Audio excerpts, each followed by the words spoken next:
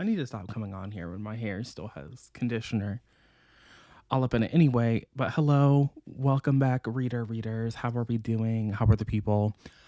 Yesterday, I filmed my little update and then I went to work and I actually read. I read an entire little boogie book. And I'm pretty proud of myself. So as I was walking to the bus stop, I was like, you know what? Spotify. Spotify recently announced that, your little premium members will get 15 hours of audiobooks a month, like audiobook listening, which means that you have to because it doesn't matter if you speed it up, it's going to be 15 hours is 15 hours. You can pay, I think it's another $10, which is, I'm good, not going to do that, to get another 15. So I guess if you really wanted to, if you really wanted to listen to a longer audiobook, like a 30-hour audiobook, then you would be paying $10 for that, which I guess is technically cheaper than an audio, like a Libro or an Audible membership. But again, it's one a month.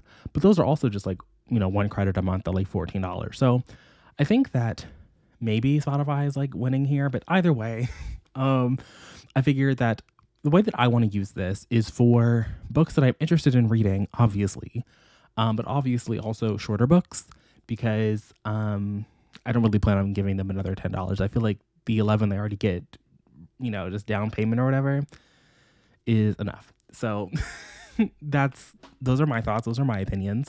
And so I was like, you know what? Let me see if they have the first Percy Jackson on this, because in yesterday's video, during one of the mini takes, I said that maybe I would revisit The Lightning Thief because I'm going to be watching obviously the first season of the show, and it'd be nice to have a frame of reference that wasn't 5th grade Monty. I'm pretty sure that's when I read those books, 5th or 6th grade. So it'd be nice to have a point of reference that wasn't, over a decade ago. And I have to say that I think that was one of the most surprising things is, let me look out when these books were published, because it felt a little dated with some of the references, which, it felt dated because I'm an old man. And so obviously they're going to feel, 2006 is when this book came out. So almost 20 years, 18 years ago, right? No, 50. Can I do math? 2026 is 3 years away, almost, roughly at this point, kind of closer to 2. And that would be 20. So I guess it's 18 years ago. Crazy, time flies. So it feels like 2006, which for me is nice because it's oh yeah, this is nostalgic. And also Percy Jackson is just, the character is just delightfully sarcastic. He's a little bitch boy, and I love that about him. It's probably my favorite thing about him. And and I did like reading this book. I liked listening to it. I was kind of nervous that the audiobook experience on Spotify would be weird. I can't say how it would be if I was trying to pause and come back to it, because I pretty much just listened straight through from the bus ride to my shift at work. I paused occasionally, but not oh, I listened today and I'm gonna listen tomorrow and then I'll come back at next. I don't know how that would go, but for the one day experience, it was fine. So I guess if you're worried about that, I don't know. I guess an audiobook experience is an audiobook experience. I will say that it's also similar to Audible in the sense that when I was looking, I couldn't really see how far into the book I was, by a percentage point. Obviously, I could see how many chapters I had left, but that's also annoying on Audible, so I can't even be mad at Spotify. And Spotify might have told me if I was actually looking to pay attention. But I really just kind of knew that there was 22 chapters, I think. And so I was oh, I have X many chapters left to go. So that was interesting. Obviously, I've read the series, and so I kind of understood what things were going to be doing, what characters were going to do things and when, sort of roughly. But I will say the beginning part of the book, everything before Camp Half-Blood, there was so much more there than I even remembered. It was much more extensive, which worries me. Kind of worries me. We're gonna get a whole episode before we get to Half-Blood. It's just I don't want that episode, but that exists. I really thought that book kind of just picked up at the, I guess it does start technically at the museum, but then we go back to his little school, and I had no frame of reference for them going back to the school, and then coming back to New York at the end of that. The whole beginning part was interesting and fun to see, I guess, play out. The middle part, the actual questy quest that our trio goes on, I feel like that part of the story left a lot to be desired. Particularly the scene in Las Vegas. It just kind of felt I don't know. I mean, I kind of understand that it's, an ode to the Odyssey, and it kind of feels like, oh, when Odysseus gets waylaid all those times on his way, back home or whatever. So like I kind of get it, but the entire stop at the hotel was utterly meaningless and served no purpose. I'm pretty sure they I don't want to say it served no purpose, but like it felt like it served no purpose when I was reading it.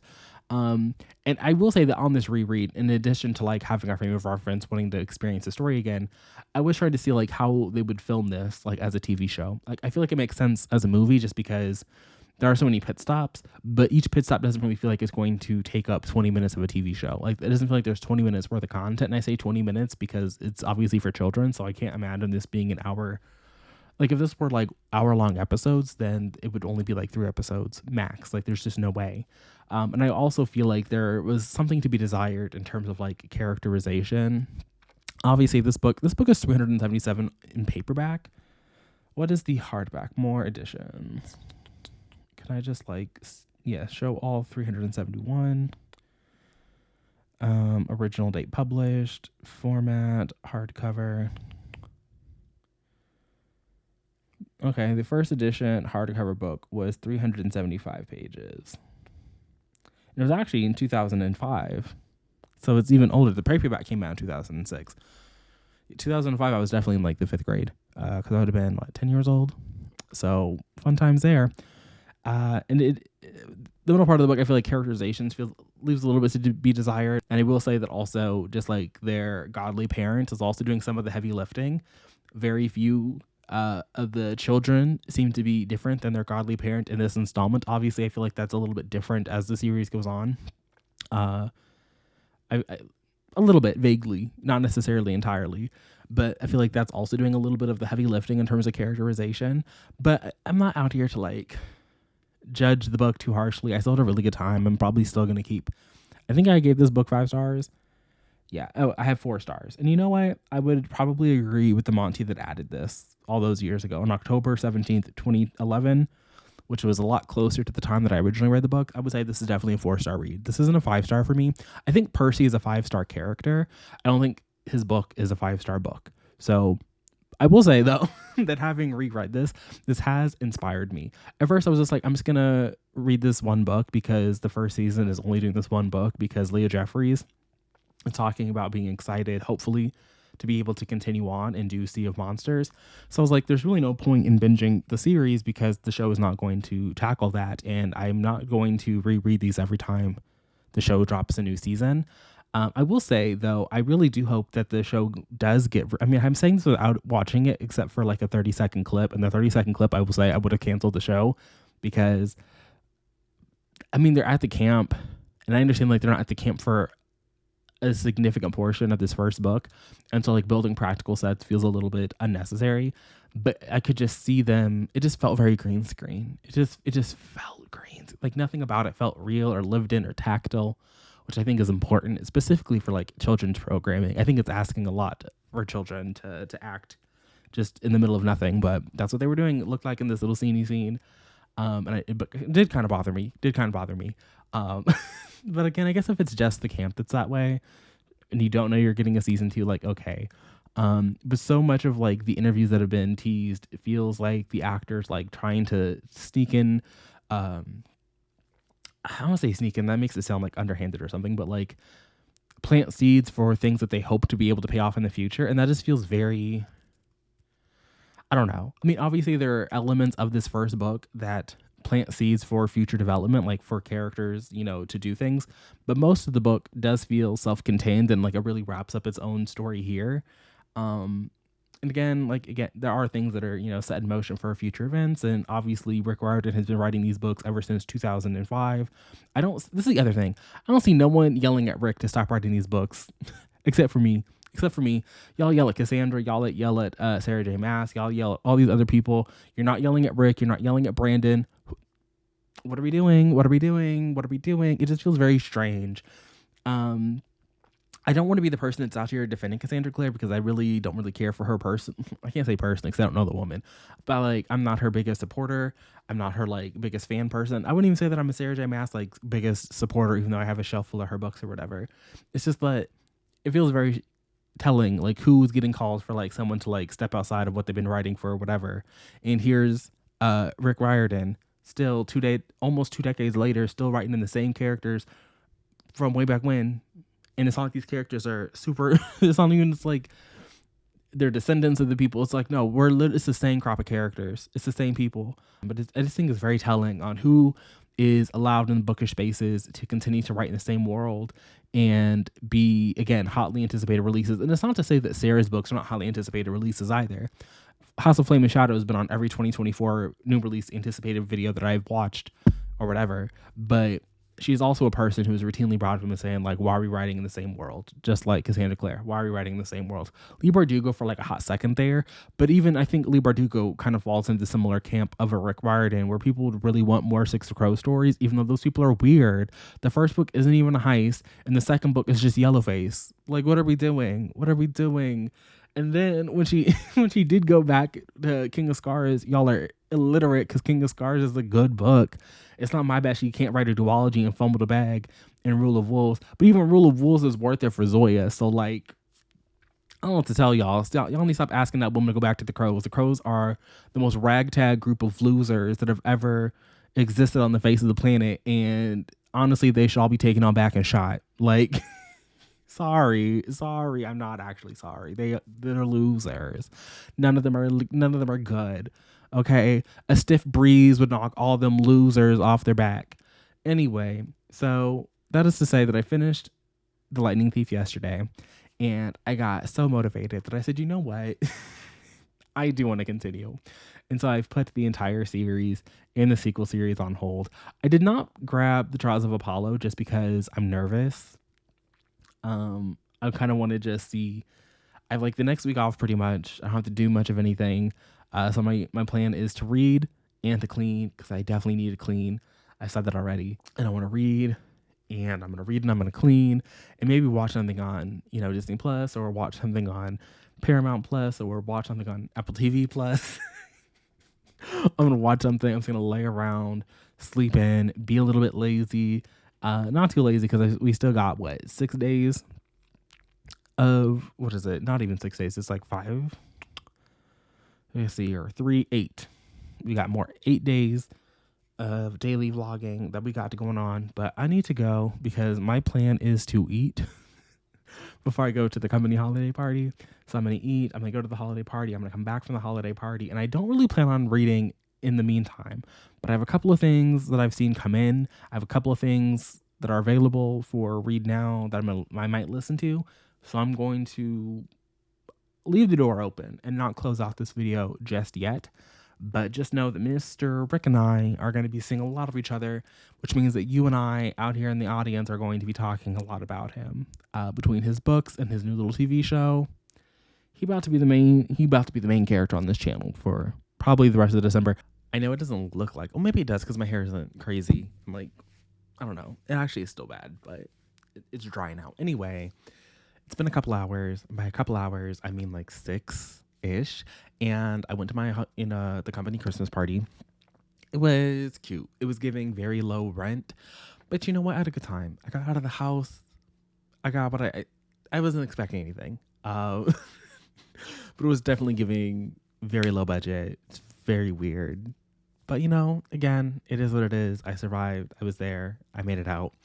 But on my way there, I was like, what if, because I told you guys that I listened to Percy Jackson on Spotify. I said, what if they have The Christmas Guest by Peter Swanson? Because The Christmas Guest is the Patreon buddy read for Aaron's Patreon this month.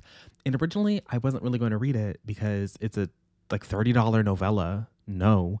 And it's not available at my library. The audio holds on Libby are outlandish. I listened to the Percy Jackson. Sorry, I'm also currently on the little chat situation with Hulu because they're.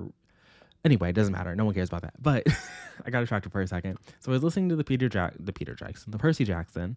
I had a good time. I enjoyed it. Love that for me. And then I had 5 hours of audiobook listening left. And I was like, what am I supposed to do with that?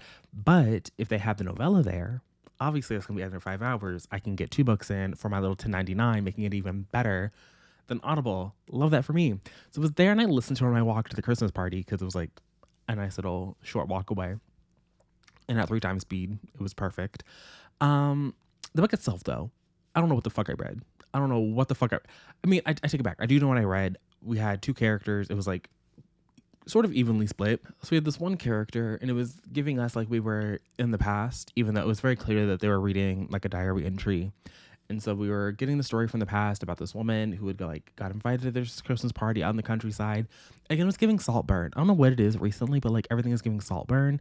And it's like, I just cannot escape that movie. I would very much like to escape that movie. I would very much like for things to stop reminding me of that movie. Anyway, we have like this American girl from Sacramento getting invited out to the English countryside, and she's like living her best life. Love that for her. And in the second half, we get a reversal of fortunes. Maybe that's not like the correct for like phrasing, but the other character that we were reading from is wild. It's weird. It was giving Ghost of Christmas Past in a way.